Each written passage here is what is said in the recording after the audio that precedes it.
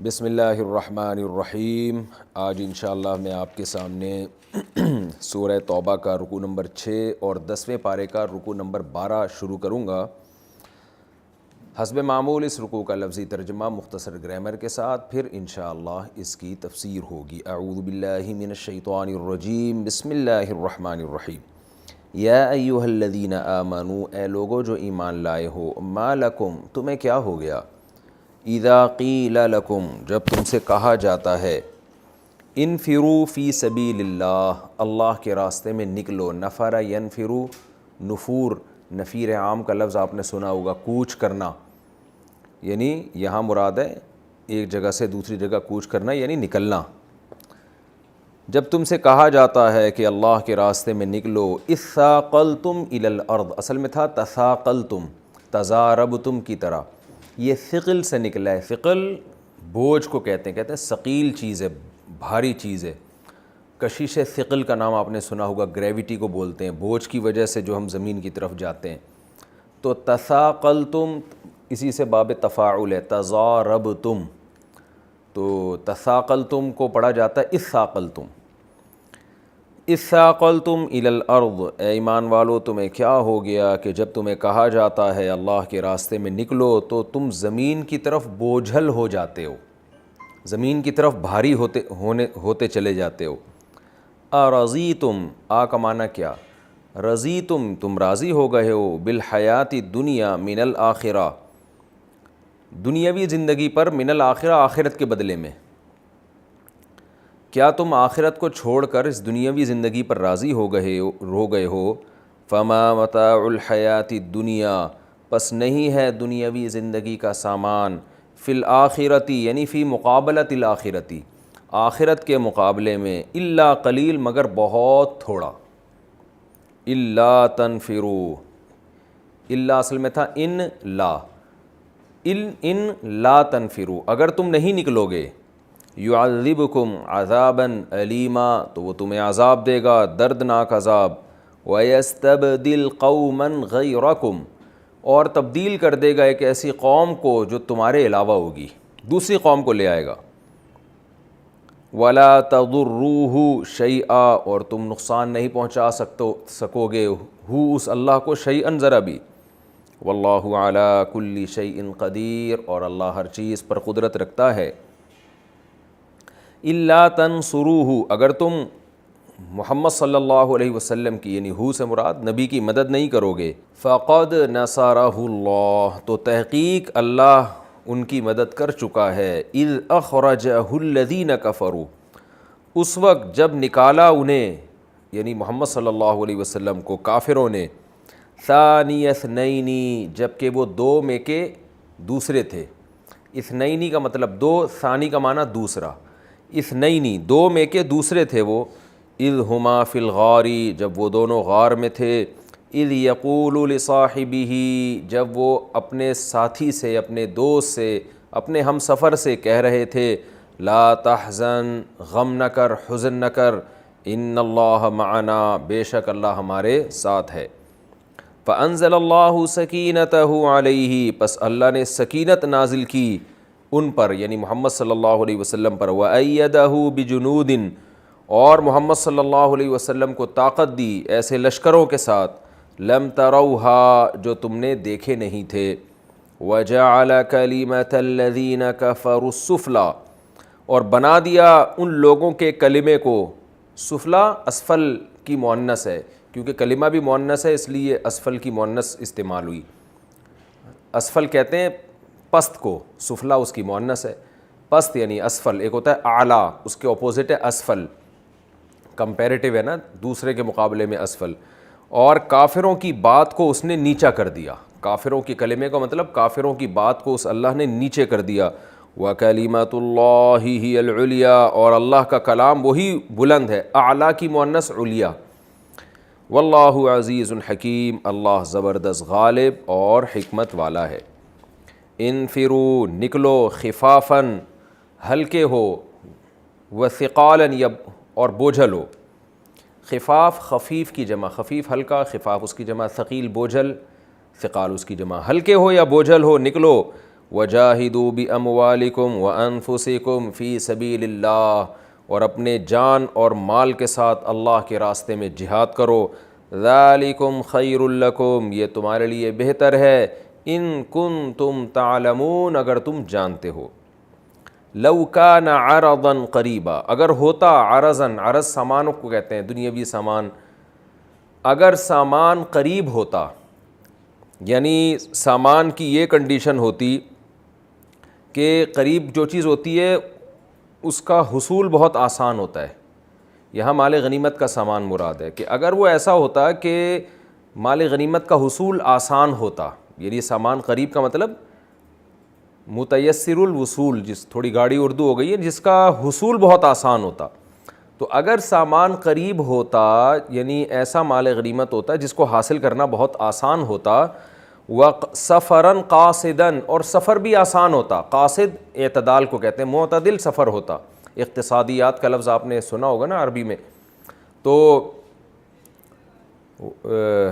یعنی اعتدال آسان سفر ہوتا ہے، اس کا ہم یوں ترجمہ کریں گے، لَاتَّبَعُوكَ، تو یہ ضرور آپ کی اتباع کرتے، اصل میں تھا اتبعوک، لام تاکید کے لیے لگ گیا، الف سائلنٹ ہو گیا، ولیکن، لیکن، بعودت علیہم الشقہ، مشقت ان پر بہت دور ہو گئی، یعنی سفر ان کا بہت طویل ہو گیا، بعودہ یبعدو، اس کا معنی ہوتا ہے بعود علیہم کا معنی کسی پر کوئی بات شاق گزرنا، مشکل گزرنا، اور سفر کا لمبا ہونا بھی اسی میں آتا ہے کہ وہ بھی بہت شاق ہوتا ہے، تو شقہ مشقت سے نکلا ہے، مشقت ان پر بہت سخت ہو گئی، یعنی یہ اصل میں بتایا جا رہا ہے کہ سفر بہت طویل ہو گیا، تو اس طویل سفر کو بعودت علیہم الشقہ سے تعبیر کیا جا رہا ہے۔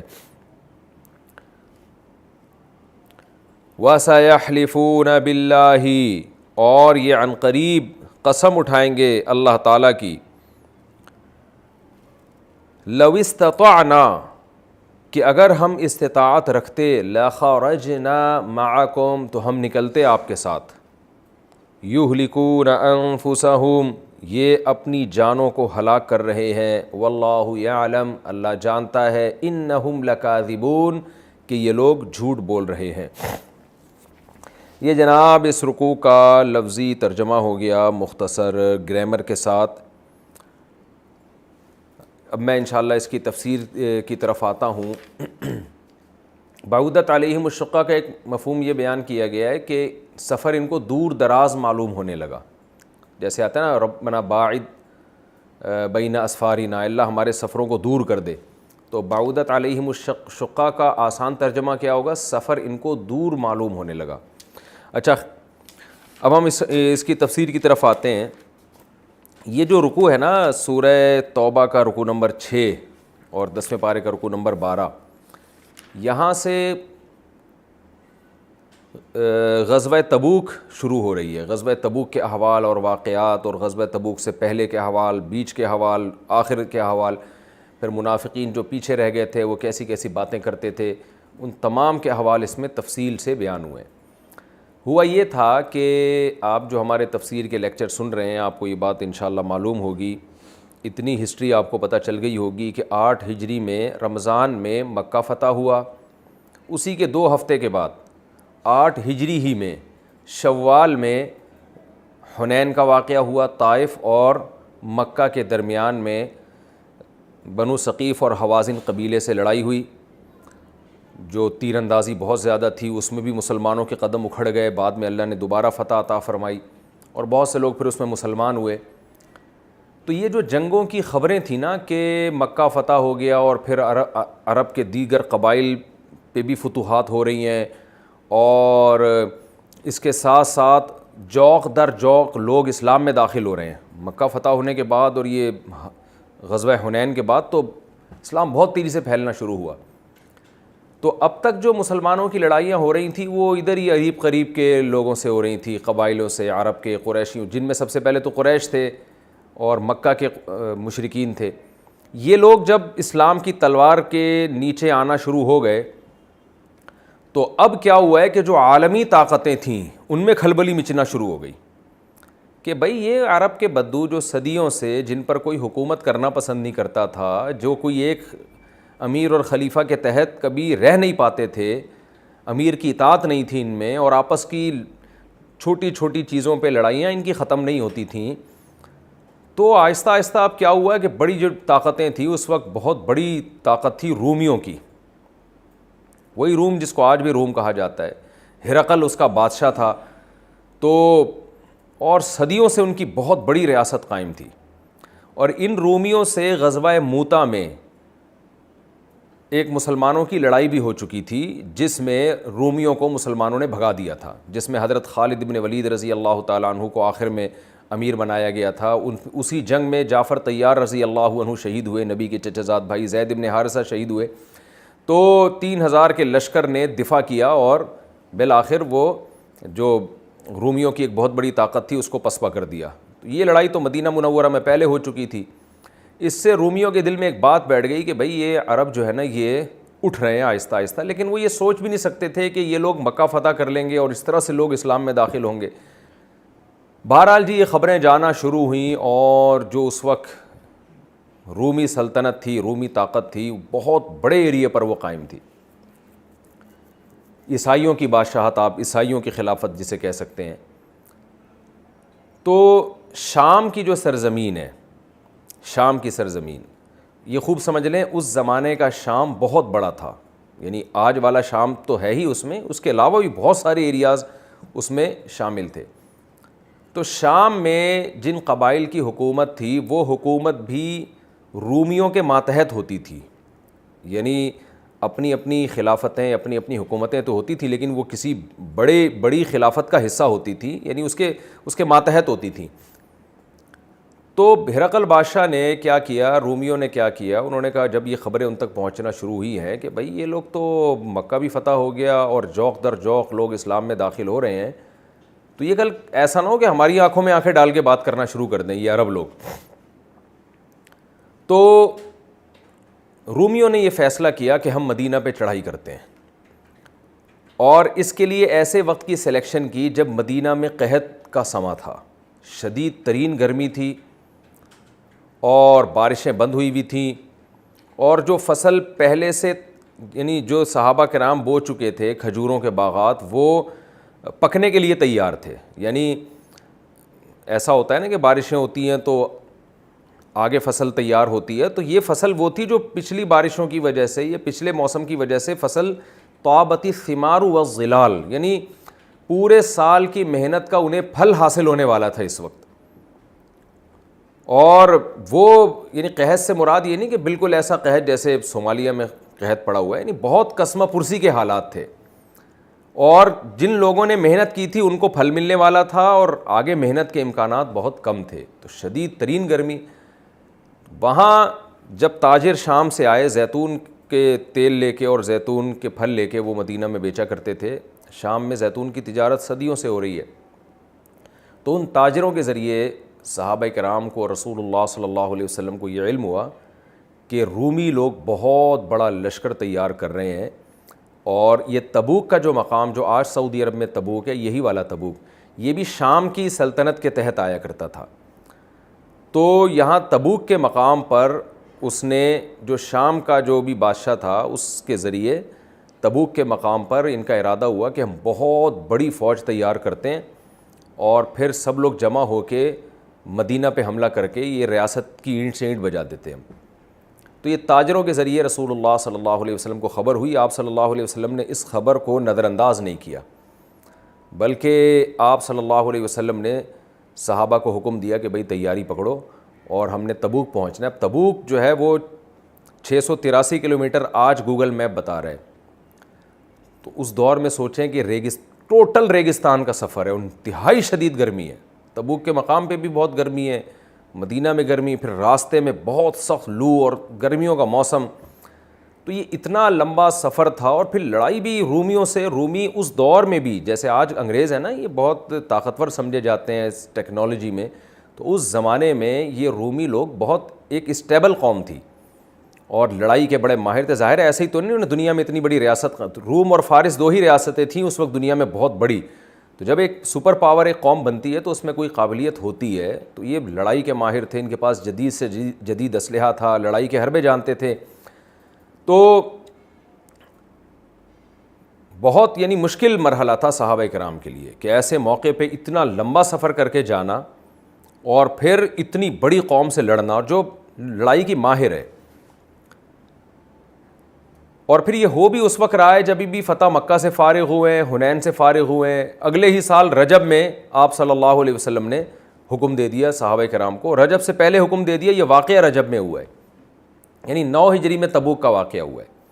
تو غزوہ حنین سے جب آپ صلی اللہ علیہ وسلم 8 ہجری میں فارغ ہوئے ہیں, آپ صلی اللہ علیہ وسلم مدینہ تشریف لے آئے, اور ابھی آرام کا موقع نہیں ملا صحابہ کرام کو کہ اچانک آپ صلی اللہ علیہ وسلم نے صحابہ کو حکم دے دیا کہ ہم نے تبوک جانا ہے اور رومیوں سے لڑنا ہے. اچھا, حدیث میں آتا ہے کہ نبی صلی اللہ علیہ وسلم جب بھی کہیں جنگ کے لیے جاتے تو اکثر اس کو مخفی رکھتے تھے تاکہ مخبری نہ ہو پہلے سے, دشمن سنبھل نہ جائے. لیکن یہ تبوک اتنی مشکل لڑائی تھی, قرآن سے بھی پتہ چلتا ہے کہ اس سے زیادہ مشکل لڑائی شاید اسلام یعنی نبی صلی اللہ علیہ وسلم کے دور میں نہیں ہوئی ہے, اس سے زیادہ مشکل لڑائی. اور یہ رسول اللہ صلی اللہ علیہ وسلم کی زندگی کی آخری جنگ تھی, تو آخری لڑائی بھی بہت شدید ترین ہوئی ہے.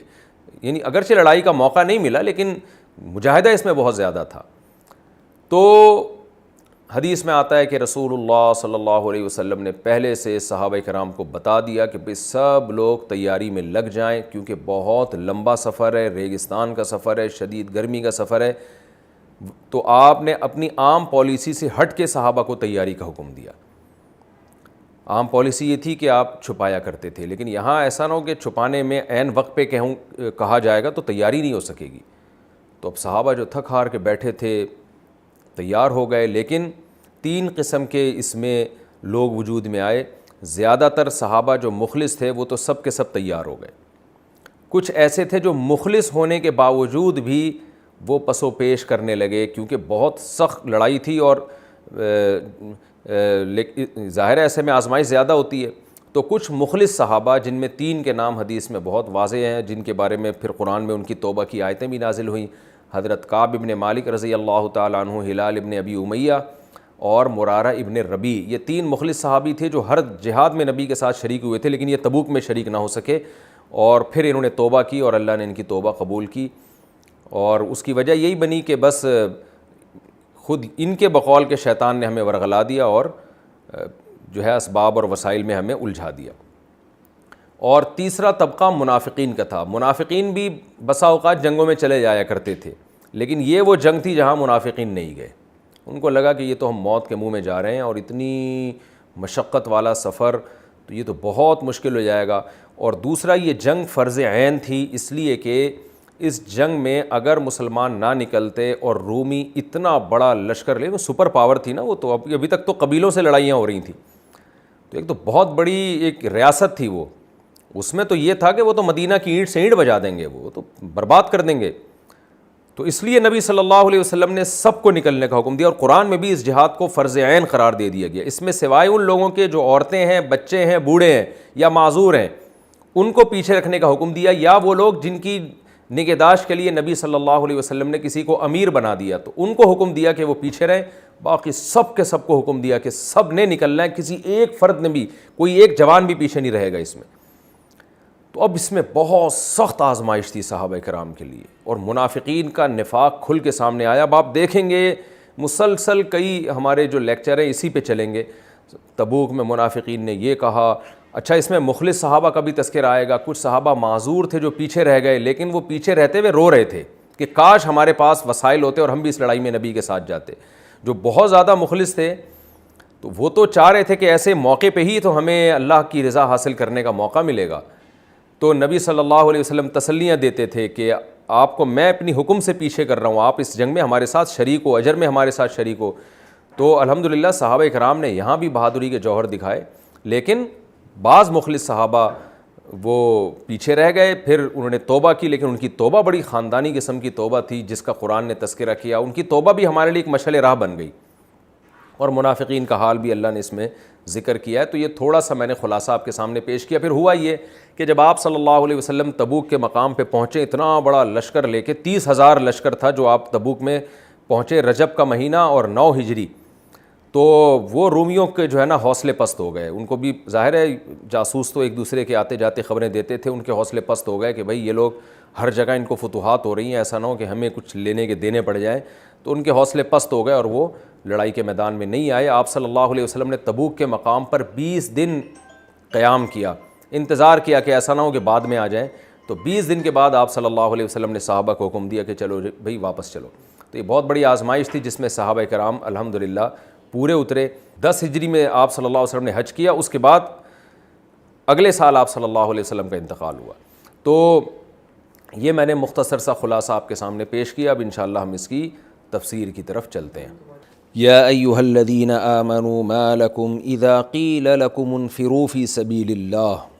میں نے جیسے عرض کیا تھا کہ یہ لڑائی آسان نہیں، غزوہ تبوک کی جو لڑائی تھی یہ آسان نہیں تھی. تو جب رسول اللہ صلی اللہ علیہ وسلم نے اعلان کیا کہ چلو بھئی تبوک کی طرف نکلنا ہے سب نے، تو بعض حضرات بہت ان پہ یہ حکم شاق گزرا. تو اسے قرآن نے کہا اے لوگو جو ایمان لائے ہو، ما لکم تمہیں کیا ہو گیا، اذا قیل لکم انفروا فی سبیل اللہ، جب تم سے کہا جاتا ہے یا جب تم سے کہا گیا کہ نکلو اللہ کی راہ میں، اثاقلتم الی الارض، تو تم زمین میں دھنسے چلے جا رہے ہو، زمین میں روکے چلے جا رہے ہو. یہ سب لوگ ایسے نہیں تھے، لیکن آپ کو پتہ ہے اتنے عرصے سے آپ تفسیر سن رہے ہیں، قرآن کی عادت ہے کہ بعض لوگ بھی ایسا کر رہے ہو تو قرآن خطاب سبھی کو کرتا ہے. ارضیتم بالحیات الدنیا من الآخرہ، کیا تم آخرت کو چھوڑ کر دنیاوی زندگی پر راضی ہو گئے ہو. فما متاع الحیات الدنیا فی الآخرۃ الا قلیل، تو خوب سمجھ لو دنیاوی زندگی آخرت کے مقابلے میں نہیں ہے مگر بہت تھوڑی. تو یہ جو مشقت جو تم پہ شاق گزر رہی ہے، تمہیں بہت مشکل لگ رہی ہے، اور تمہیں جو مدینہ میں کھجور کے باغات نظر آ رہے ہیں، طابت الثمار والظلال حدیث میں آتا ہے، اور اپنی زمینیں چھوڑ کر جانا مشکل لگ رہا ہے، اور یہ بھی ڈر ہے کہ وہاں شہید بھی ہو سکتے ہیں، معذور بھی ہو سکتے ہیں، تو اس کا مطلب تم دنیاوی زندگی پہ خوش ہو کہ تمہیں یہیں کا عیش و عشرت چاہیے، آخرت کو بھول گئے ہو. تو خوب سمجھ لو دنیاوی زندگی آخرت کے مقابلے میں نہیں ہے مگر بہت تھوڑی. الا تنفروا، اگر تم نہیں نکلو گے، یعذبکم عذابا علیما، اللہ تمہیں دردناک عذاب دے گا. یہ جب جہاد فرض عین ہوتا ہے، امیر کی طرف سے حکم ہو کہ سب نے نکلنا ہے، تو فقہا کا اس پر اتفاق ہے کہ پھر اگر نہ نکلیں تو یہ کبیرہ گناہ ہے. دیکھیں بار بار میں بتا چکا ہوں نا، جہاد 2 قسم کا، ایک فرض کفایہ، ایک فرض عین. فرض کفایہ یہ ہوتا ہے کہ اتنے لوگ نکل جائیں جو سب کی طرف سے کافی ہوں، یعنی بہت بڑے لشکر کی ضرورت ہی نہیں ہے. جیسے نارملی حالات میں جب بارڈر پہ لڑائی ہوتی ہے تو آرمی کافی ہو جاتی ہے، تو اس میں جو آرمی کے جوان ہوں گے ان پہ تو جہاد فرض عین ہوگا، پوری عوام کے جوانوں پہ فرض عین نہیں ہوگا. لیکن اگر حکومت یہ سمجھتی ہے، کسی اسلامی ریاست کی گورنمنٹ یہ سمجھتی ہے کہ ہماری فوج کافی نہیں ہو سکے گی اور وہ پسپا ہو سکتی ہے، تو ہمارے جوانوں کو سب کو نکلنا ہے، تو ایسے موقع پہ امیر اگر آرڈر کرے کہ سب نے نکلنا ہے تو سب پہ فرض عین ہو جاتا ہے. تو فرض کفایہ اس صورت میں ہے جب چند لوگ لڑیں اور وہ سب کی طرف سے کافی ہو جائیں، اور فرض عین اس صورت میں ہے کہ چند لوگوں کا لڑنا کافی نہ ہو رہا ہو. تو ایسی صورت میں امیر اعلان کرے گا اور ہر ایک پر فرض ہوتا چلا جائے گا. اور ایسی صورت میں فقہا نے بیان کیا ہے کہ اگر وہ جوان بھی کافی نہ ہو رہے ہوں تو پھر عورت پر بھی جہاد فرض ہو جائے گا. ویسے تو نارملی عورت پہ جہاد فرض نہیں ہے، لیکن اگر مسلمانوں کی نفری کم ہو گئی اور یہ خطرہ ہے کہ یہ جو اس مسلمانوں کے جوان ہیں یہ بھی کم پڑ رہے ہیں، تو پھر عورت پر بھی لازم ہوگا کہ وہ میدان جہاد میں نکلے. تو جیسے جیسے حکم سخت ہوتا چلا جائے گا ایسے ایسے ہی اس کے حکام تبدیل ہوتے چلے جائیں گے. تو ایسی صورت میں اگر آپ نہیں نکلتے تو قرآن کہتا ہے میں تمہیں دردناک عذاب دوں گا، کیونکہ ایسی صورت میں جہاد میں نہ نکلنا یہ گناہ کبیرہ ہے. تو تبوک میں ایسا ہی ہوا تھا. رومی ایک سپر پاور تھی، اتنی بڑی پاور جب حملہ کرنے کے لیے مدینہ میں آ رہی ہے تو نبی صلی اللہ علیہ وسلم نے حکم دیا بھئی سارے جوانوں کو نکلنا ہے اور کسی کو بھی پیچھے بیٹھنے کی اجازت نہیں ہے، کیونکہ اگر افرادی قوت ہماری کم پڑ گئی تو ہمیں شکست ہو سکتی ہے. اس لیے قرآن نے کہا اگر نہیں نکلو گے تمہیں اللہ دردناک عذاب دے گا. وَيَسْتَبْدِلْ قَوْمًا غَيْرَكُمْ، اور کیا اسلام دنیا سے ختم ہو جائے گا؟ نا نا نا نا نا، قرآن کہہ رہے ہیں اسلام کو میں ختم نہیں ہونے دوں گا، بلکہ میں کیا کروں گا، وَيَسْتَبْدِلْ قَوْمًا غَيْرَكُمْ، تمہارے علاوہ دوسری قوم لے آؤں گا میں جو نبی صلی اللہ علیہ وسلم کا ساتھ دے گی اور وہ پھر میدان جنگ میں لڑے گی. یعنی نبی کی مدد تو بہرحال ہوگی, اسلام بہرحال غالب آ کے رہے گا, لیکن تمہیں دنیا میں اس کی سزا بھگتنی پڑے گی. وَلَا تَضُرُّوهُ شَيْئًا, اور پھر اللہ کو تم کوئی نقصان بھی نہیں پہنچا سکو گے. تم یہ بھی نہیں کہو گے کہ بھئی ہم نے آج تک اتنی قربانی دی, اب اللہ ہمیں سزا کیوں دے رہا ہے, تو اللہ کا کچھ نہیں بگاڑ سکو گے تم. یہ بہت سخت تاکید تھی, یعنی اس سے آپ اندازہ لگائیں کہ کیسا فرض عین ہوا تھا اس وقت جہاد. واللہ علی کل شیء قدیر, اور اللہ تعالیٰ ہر چیز پر قدرت رکھتا ہے. الا تنصروه فقد نصره اللہ اذ اخرجہ الذین کفروا. آگے قرآن کہہ رہا ہے کہ اللہ کو تمہاری ضرورت نہیں ہے اسلام کے لیے. یہ ہو سکتا ہے نا کسی کے دل میں شیطان یہ وسوسہ ڈالے کہ اللہ ہمیں اتنا حکم دے رہا ہے نکلنے کے لیے, نکلو نکلو, تو اس کا مطلب معاذ اللہ ہمارا محتاج ہے, تو تبھی گویا ہمارے سامنے درخواستیں کر رہا ہے کہ نکلو. تو اللہ کہتے ہیں ایسا نہیں ہے, میں تمہارا محتاج نہیں ہوں. میں جب اسباب اور وسائل نہیں تھے تب بھی میں نے محمد صلی اللہ علیہ وسلم کی مدد کی تھی. اس وقت کو یاد کرو. الا تنصروہ, اگر تم محمد صلی اللہ علیہ وسلم کی مدد نہیں کرو گے, فقد نصرہ اللہ اذ اخرجہ الذین کفروا, تو تحقیق اللہ نے اس وقت بھی محمد صلی اللہ علیہ وسلم کی مدد کی تھی جب کافروں نے ان کو نکال دیا تھا, یعنی مکہ سے نکال دیا تھا مدینہ کی طرف. مدینہ کی طرف نکال دیا. ثانی اثنین, جب وہ دو میں کے دوسرے تھے, یعنی ایک حضرت ابو بکر تھے اور ایک محمد صلی اللہ علیہ وسلم تھے. صرف دو لوگ تھے وہ, اور ان میں ایک ابو بکر اور ایک دوسرے نبی صلی اللہ علیہ وسلم تھے, یعنی بالکل قسمہ پرسی کی حالت میں تھے. اذ ہما فی الغار, جب دونوں غار میں چھپے ہوئے تھے. اذ یقول لصاحبہ, جب محمد صلی اللہ علیہ وسلم اپنے دوست سے کہہ رہے تھے لا تحزن ان اللہ معنا, غم نہ کر اللہ ہمارے ساتھ ہے. کتنی بڑی فضیلت ہے یہ حضرت ابو بکر رضی اللہ تعالیٰ عنہ کی. اللہ کہہ رہے ہیں کہ دیکھو وہ وقت بھی تھا کہ غار کو چاروں طرف سے مشرکین نے گھیر لیا تھا, اور ابو بکر و محمد صلی اللہ علیہ وسلم اور حضرت ابو بکر غار کے اندر موجود ہیں. تو اسباب کی دنیا میں کتنا ٹائم لگتا ہے غار کے اندر دیکھنے میں. یعنی مشرکین کو تو غالب گمان یہی تھا کہ بھئی یہ لوگ جو ہجرت کر کے جا رہے ہیں چھپنے کے لیے, ان کے پاس اس کے علاوہ کوئی آپشن نہیں ہے, تو یقیناً اسی غار میں ہوں گے.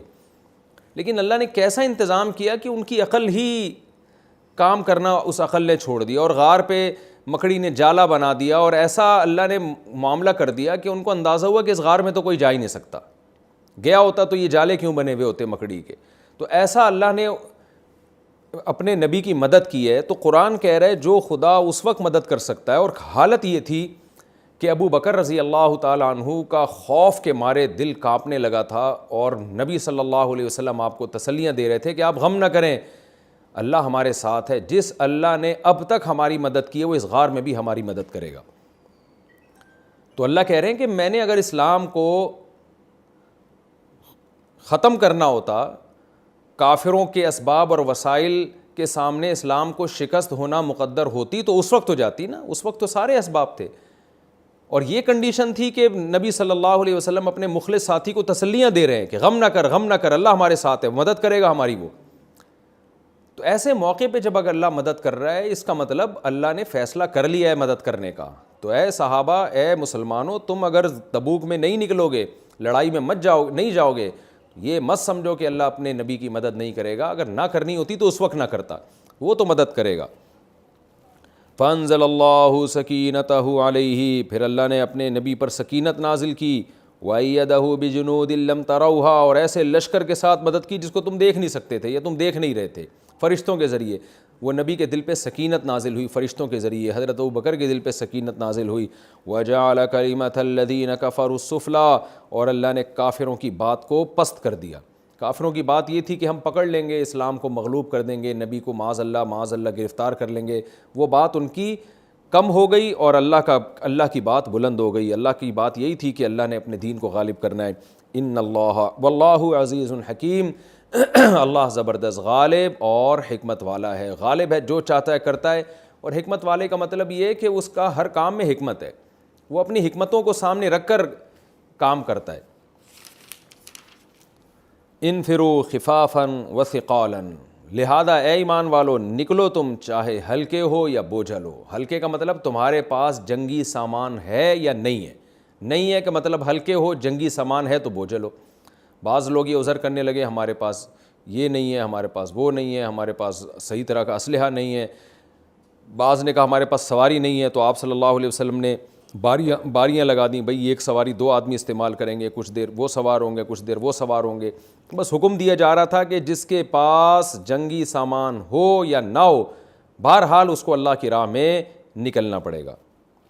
البتہ کچھ لوگ ایسے تھے کہ سواریوں کا ان کے لیے باری باری میں بھی انتظام نہیں ہو پا رہا تھا۔ اب ظاہر ہے پیدل تو اتنا لمبا سفر ہو نہیں سکتا تھا، اور ہوتا بھی تو یہ پیچھے رہ جاتے، تو ان کو نبی صلی اللہ علیہ وسلم نے حکم دیا کہ آپ پیچھے رہو۔ خفافاً و ثقالاً، نکلو اللہ کے راستے میں، چاہے ہلکے ہو یا بوجھل ہو، اور اپنے مال اور جان کے ساتھ جہاد کرو۔ یہاں چندہ بھی خوب کیا گیا، کیونکہ اتنے لمبے سفر کے لیے زاد راہ چاہیے تھی، اور علاج کے لیے انتظام چاہیے تھا۔ جو زخمی ہوں گے، جنگ میں جتنی چیزوں کی ضرورت ہوتی ہے تمام چیزیں ریکوائرڈ تھیں، تو سب چیزوں کے لیے صحابہ کو حکم دیا گیا کہ وہ اپنا مال لے کر آئیں، اور اس کا تذکرہ بھی انشاءاللہ ان صورتوں میں آتا رہے گا، کس کس نے کیا کیا کیا۔ بعض صحابی کے پاس کچھ بھی نہیں تھا، وہ ایک رسی لے کر آ گئے، منافقین نے ان کا مذاق اڑایا، تو ان منافقین کی برائی میں کیسے قرآن کی آیتیں نازل ہوئی، ذالکم خیر لکم ان کنتم تعلمون، اگر تم جانتے ہو تو یہ تمہارے لیے بہتر ہے۔ لو کان عرضا قریبا وسفرا قاصدا لاتبعوک، اے نبی اگر سامان قابل وصول ہوتا، یعنی مال غنیمت آسانی سے ملنے کی امید ہوتی، اور سفر بھی قریبی ہوتا، تو یہ آپ کی اتباع کرتے، لیکن بعودت علیہم الشقہ، سفر ان پر بہت طویل ہو گیا ہے، اس لیے آپ کو فالو نہیں کرنے۔ تو یہ خوب سمجھ لیں، اس سے سارے صحابہ مراد نہیں ہے، میں بار بار کہتا ہوں قرآن نسبت سب کی طرف کرتا ہے، یہ قرآن کی عادت ہے، تو مراد چند لوگ ہوتے ہیں، اس میں منافقین داخل ہیں اور چند مخلص صحابہ، ان کے بارے میں، کیونکہ اکثر صحابہ تو صحیح بخاری صحیح مسلم کی حدیث سے پتہ چلتا ہے کہ اکثر صحابہ تو اس میں بھی شوق و رغبت کے ساتھ نبی صلی اللہ علیہ وسلم کے ساتھ شریک ہوئے۔ اور پھر خوب سمجھ لیں کہ قرآن یا ایھا الذین آمنوا سے جب خطاب کرتا ہے تو اس میں منافقین بھی بسا اوقات داخل ہوتے ہیں، اس لیے کہ قرآن کا مطلب یہ ہوتا ہے کہ اے لوگوں جو ایمان لائے ہو، یعنی جن کا دعویٰ ہے کہ ہم مومن ہیں، قطع نظر اس سے کہ حقیقت میں مومن ہیں یا نہیں ہیں، تو اس میں منافقین بھی داخل ہیں۔ قرآن بلکہ اولین مصداق تو منافقین ہیں، کہ قرآن ان کے بارے میں کہہ رہا ہے کہ اگر مال غنیمت کا حصول آسانی سے ممکن ہوتا اور سفر بھی قریبی ہوتا تو یہ آپ کو فالو کرتے، لیکن ان پر سفر طویل ہو گیا، مشقت بڑھ گئی، اس لیے یہ آپ کو فالو نہیں کر رہے۔ وَسَيَحْلِفُونَ بِاللَّهِ، اور جب آپ جنگ سے واپس آئیں گے نا تو عن قریب یہ لوگ قسمیں اٹھا کے کہیں گے، لَوِ اسْتَطَعْنَا، اگر ہم میں استطاعت ہوتی، لَخَرَجْنَا مَعَكُمْ، تو ہم بھی آپ کے ساتھ اس جنگ میں نکلتے۔ ویسے پیچھے رہ گئے، لیکن جب آپ جائیں گے فتح اور نصرت سے ہمکنار ہو کر، تو پھر یہ بہانے بنائیں گے کہ اصل میں یہ ہو گیا تھا، اصل میں یہ ہو گیا تھا۔ قرآن کہتا ہے یہلکون انفسہم، یہ لوگ اپنے آپ کو ہلاکت میں ڈال رہے ہیں، کیونکہ نبی کے سامنے جھوٹی، یہ سب منافقین تھے جو یہ کر رہے تھے۔ بخاری مسلم کی حدیث سے واضح پتہ چلتا ہے کہ جھوٹی قسمیں منافقین اٹھا رہے تھے۔ مخلص صحابہ جو تھے انہوں نے صاف صاف جا کے اعتراف کیا کہ ہم سے غلطی ہوئی ہے، ہمیں جو سزا دیں گے ہم وہ سزا بھگتنے کے لیے ہم تیار ہیں۔ تو یہ منافقین تھے، آگے بھی ان کے بارے میں بہت کچھ آئے گا۔ قرآن کہہ رہے یہلکون انفسہم، یہ اپنے نفسوں کو ہلاک کر رہے ہیں۔ واللہ یعلم انہم لکاذبون، اللہ جانتا ہے کہ یہ جھوٹے لوگ ہیں۔ یہ رکوع ہمارا کمپلیٹ ہوا، اور اس رکوع میں اللہ تعالیٰ نے غزوہ تبوک کا تذکرہ کیا۔ اے ایمان والو تمہیں کیا ہو گیا کہ جب تمہیں کہا جاتا ہے کہ اللہ کے راستے میں نکلو تو تم زمین میں بوجھل ہوئے چلے جاتے ہو۔ آج بھی جب جہاد فرض ہوگا اور مسلمانوں پر کوئی ایسی حالت آئے گی کہ جس میں لڑنا فرض ہو جائے گا، دیکھیں جہاد فرض عین، یہ جو میں نے پوری ڈیٹیل بتائی ہے نا آپ کو کہ جہاد فرض عین کب ہوتا ہے، یہ ڈیٹیل اس وقت ہے جب عوام کے بارے میں، کہ عوام پر کب فرض عین ہوتا ہے۔ لیکن جو لڑنے والے فوجی ہیں، جو بنائے ہی لڑائی کے لیے گئے ہیں، کسی ریاست نے ان کی تشکیل ہی لڑائی کے لیے کی ہے، ان پر جیسے ہی جنگ ہو ان میں سے سب پر جہاد فرض عین ہو جاتا ہے۔ یہ خوب سمجھ لیں، ان پر فرض کفایہ نہیں ہوتا، یہ عوام پر فرض کفایہ ہوتا ہے، فرض کفایہ یا فرض عین۔ اسی طرح علماء نے لکھا ہے کہ جب میدان جنگ میں کوئی پہنچ گیا تو اگرچہ پہلے جہاد فرض کفایہ تھا لیکن میدان جنگ میں پہنچنے کے بعد ہر ایک پر فرض عین ہو جاتا ہے، اس لیے کہ میدان جنگ سے بھاگنے کی بہرحال اجازت نہیں ہے. کوئی یہ نہیں کہہ سکتا کہ یہ فرض کفایہ ہے تو اتنے لوگ ہیں لڑائی کے لیے کافی ہو جائیں گے لہذا میں واپس جا رہا ہوں. نا نا نا نا نا، جو میدان جنگ میں جو پہنچ گیا اس پہ فرض عین ہے. اسی طرح کمانڈر جنگ کا یا امیر، وہ جب کسی کو خاص طور پر آرڈر دے دے تو اگرچہ پہلے فرض کفایہ تھا لیکن اس کے آرڈر کے بعد اس پر بھی فرض عین ہو جائے گا. تو جنگ میں اگر کوئی کمانڈر اپنے ماتحت فوجیوں کو حکم دیتا ہے کہ تم یہ گروپ ہے، یہ جماعت ہے، اس نے وہاں جا کے لڑنا ہے، تو ان میں سے ہر ایک پر فرض عین ہوتا ہے. ان میں سے کسی کا نو کہنا یہ کبیرہ گناہ میں آئے گا. تو ایسے تمام موقع جہاں پر جہاد فرض عین ہو ان کے لیے یہ آیت اللہ نے قیامت تک کے لیے نازل کر دی ہے کہ اگر ایسے موقع پہ جب کمانڈر آپ کو آرڈر دے رہا ہے لڑائی کا، ایسے موقع پہ اگر آپ پیچھے ہوتے ہیں، آپ کہتے ہیں نہیں میرا جانا بڑا مشکل، سفر لمبا ہے، ٹینشن بہت ہے، بھوک پیاس کا خطرہ ہے، شہید ہونے کا ڈر ہے، گرفتار ہونے کا ڈر ہے، تو قرآن کیا کہہ رہا ہے؟ یا ایھا الذین آمنوا، اے لوگو جو ایمان لائے ہو، ما لکم تمہیں کیا ہو گیا، اذا قیل لکم جب تم سے کہا جاتا ہے، یعنی تمہارے امیر کی طرف سے کہا جاتا ہے، حکم دیا جاتا ہے، انفروا فی سبیل اللہ کہ اللہ کے راستے میں نکلو، اثاقلتم الی الارض تو تم زمین میں دھنسے چلے جاتے ہو، ارضیتم بالحیات الدنیا من الآخرہ آخرت کو چھوڑ کے اس دنیا پہ راضی ہو گئے. کیا مطلب؟ تمہیں تو خوشی خوشی جانا چاہیے، خوشی خوشی جانا چاہیے کہ اللہ نے ہمیں جنت کمانے کا بہترین موقع دیا. دنیا ہے کتنے دن کی، چند ٹکوں کی اس کی حیثیت نہیں ہے، مسافر خانہ ہے. تو اللہ حیران ہو رہے ہیں کہ تم تو ایمان لانے والے ہو، تمہارا تو جنت اور جہنم پہ یقین ہے، تم تو شہادت کے مراتب اور شہادت کے درجات اور اس کی فضیلت جانتے ہو، تو ارضی تم کیا تم راضی ہو گئے دنیا پہ آخرت کو چھوڑ کر؟ اگر ایسا ہے تو فما متاع الحیات دنیا فی الآخرۃ الا قلیل، خوب سمجھ لو یہ دنیا تمام تر عیاشیوں کے باوجود آخرت کے مقابلے میں بہت تھوڑی ہے. میں کہتا ہوں یہ آیت ہمارے تمام فوجیوں کو، مسلمان فوجیوں کو، مسلمان مجاہدین کو یاد کر لینی چاہیے. اس آیت سے جتنی موٹیویشن ملتی ہے میرا خیال ہے کسی اور آیت سے قرآن کی اتنی موٹیویشن جہاد کی نہیں ملتی. جب آپ کو حکم دیا جائے اللہ کی راہ میں لڑنے کا اور آپ کو بیوی بچے یاد آ رہے ہوں اور آپ کو اپنا گھر یاد آ رہا ہو، آپ کو اپنے ریلیٹیو یاد آ رہے ہوں، آپ کو اپنی جوانی پہ فخر ہو، آپ کو اپنا بزنس یاد آ رہا ہو اور آپ کو عیش و عشرت کی زندگی یاد آ رہی ہو، تو قرآن کیا کہتا ہے کہ تم زمین میں دھس رہے ہو، تمہیں تو دوڑ کے جانا چاہیے. کیا تم دنیا کو چھوڑ کر آخرت کو چھوڑ کے اسی پہ راضی ہو گئے؟ تو خوب سمجھ لو یہ بہت تھوڑی دنیا ہے، تمہارے پاس آخرت کا بہترین آپشن ہے. تو یہ پہلی علمی نقطے کی بات ہے اس رکوع میں، اس کو خوب اچھی طرح سمجھ لیں، خوب اچھی طرح یاد کر لیں.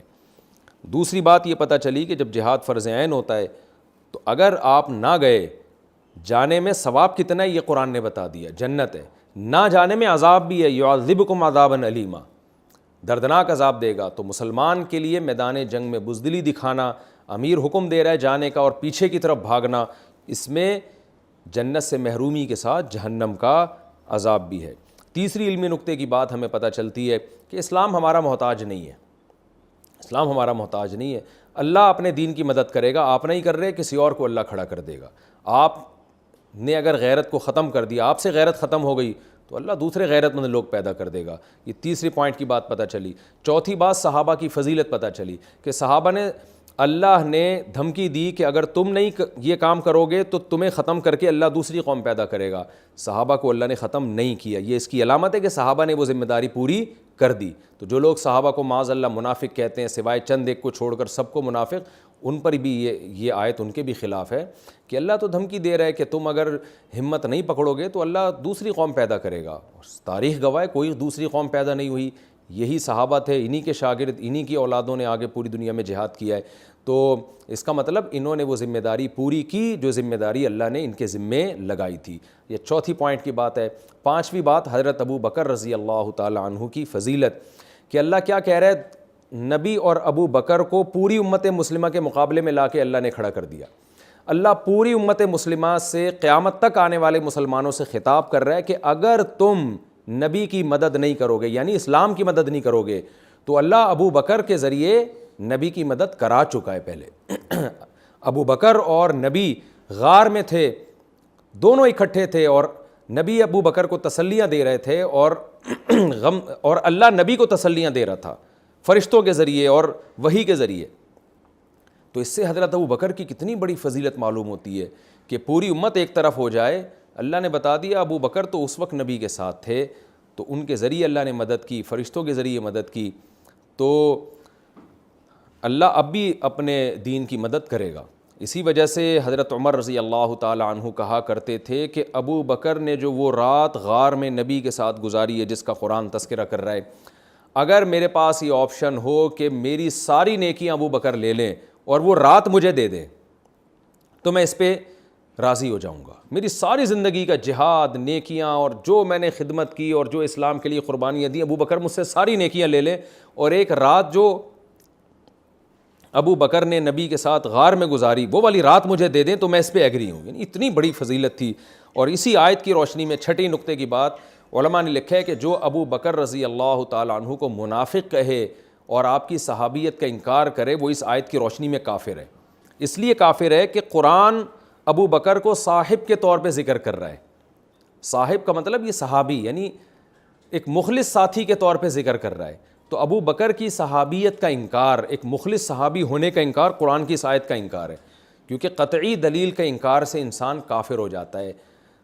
تو خبر واحد کے انکار سے کافر نہیں ہوتا، لیکن متواتر اور قطعی دلیل کے انکار سے انسان کافر ہوتا ہے۔ تو ابو بکر رضی اللہ تعالیٰ عنہ کی فضیلت پر یہ آیت نص ہے، کیونکہ پوری امت کا اجماع ہے کہ غار میں نبی کے ساتھ ابو بکر ہی تھے، اس میں دو رائے نہیں، کسی کا بھی اختلاف نہیں ہے اس میں۔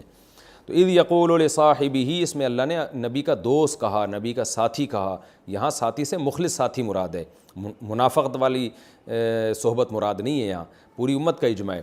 تو اس لیے حضرت ابو بکر کو کوئی منافق کہے یا آپ کی صحابیت کا انکار کرے تو وہ بھی اس آیت کی روشنی میں کافر ہے۔ یہ ایک علمی نقطے کی بات ہو گئی۔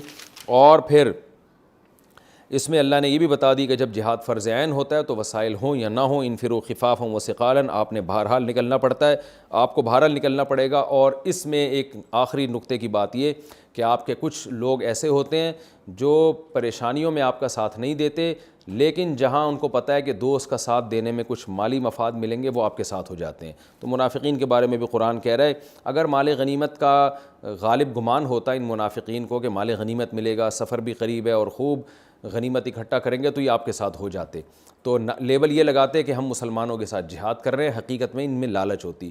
تو اپنے دائیں بائیں دیکھنا چاہیے، ایسے لوگ نہ ہو جو مشکلات میں آپ کو تنہا چھوڑ دیں، اور جہاں وہ ایک شاعر نے کہا ہے نا کہ اذا یحاس الحیث یدعى جندب واذا تکون کریہۃ ادعى لها، اذا تکون کریہۃ ادعى لها واذا یحاس الحیث یدعى جندب، کہ جب جنگ ہوتی ہے، لوگوں کو لڑائی کرنی ہوتی ہے دشمن سے تو مجھے بلایا جاتا ہے، اور جب حلوہ پکتا ہے تو جندب کو بلایا جاتا ہے۔ تو جیسے آپ کے کچھ ایسے دوست ہوتے ہیں جو حلوے میں آپ کو نہیں بلاتے، وہ مصیبت میں آپ کو دعوت دیتے ہیں، تو وہ دوست آپ کے منافق ہیں۔ تو اسی طرح کچھ ایسے دوست بھی ہوتے ہیں کہ جب حلوہ پکے گا تو وہ آ جائیں گے، لیکن جب آپ کو خون کی ضرورت ہو تو وہ نہیں آتے۔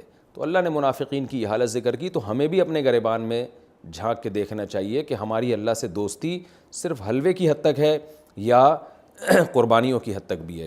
اللہ تعالیٰ میں سمجھنے کی عمل کی توفیق عطا فرمائے۔ انشاءاللہ ہم اگلے ایپیسوڈ میں سورہ توبہ کا رکوع نمبر 6 اور 10ویں پارے کا رکوع نمبر 12 انشاءاللہ ہم اسٹارٹ کریں گے۔ اللہ تعالیٰ ہمیں سمجھنے کی عمل کی توفیق عطا فرمائے۔ وما علینا الا البلاغ۔